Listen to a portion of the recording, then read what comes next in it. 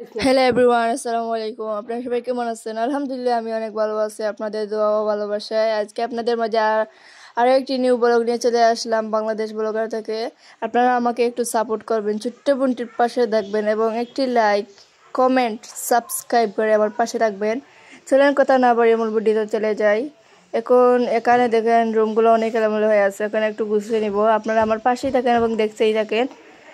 ভালো লাগলে একটি লাইক করবেন প্লিজ। আপু এবং ভাইয়ারা আমাকে একটু সাপোর্ট করবেন, আমি এখনো নতুন।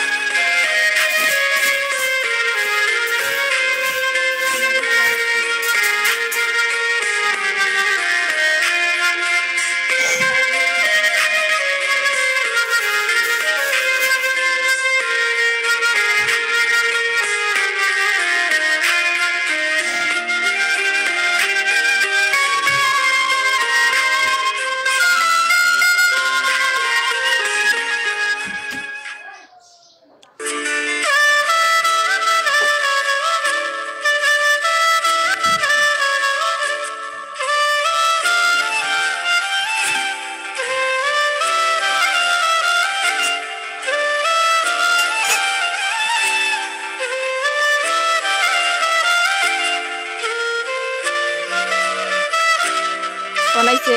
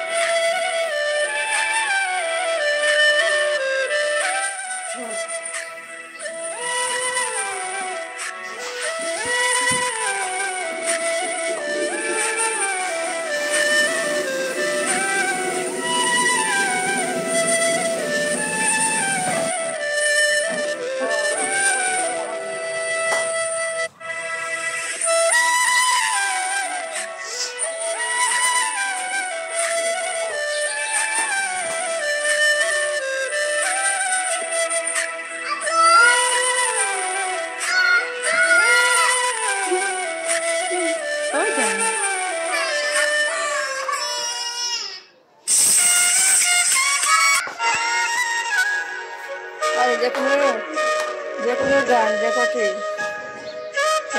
দিতে লাগাইতে হবে। হ্যাঁ, ভালো লাগে, ভালো লাগে।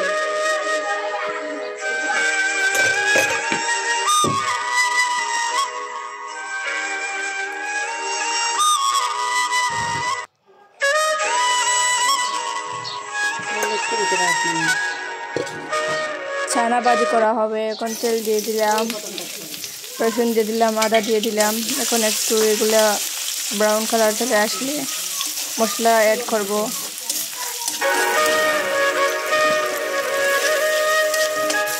এখন পেঁয়াজ দেওয়া হয়েছে, এখানে একটু পেঁয়াজগুলো কষিয়ে নেব। পেঁয়াজগুলো কষিয়ে নেব। এখন একটু এই যে লবণ দিয়ে দিলাম, হলুদের গুঁড়ো দিয়ে দিলাম, বাখরের গুঁড়ো দিয়ে দিলাম। এখন একটু কষিয়ে নেব পেঁয়াজগুলো।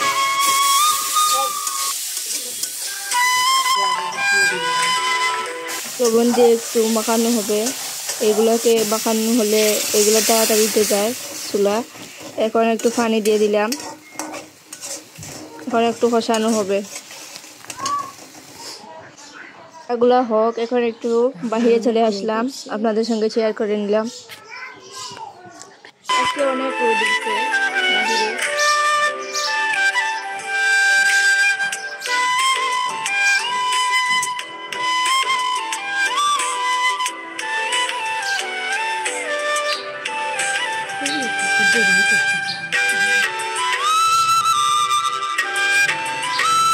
এই যে এখানে অনেক বড়ই ধরছে, আপনাদের সঙ্গে একটু শেয়ার করলাম।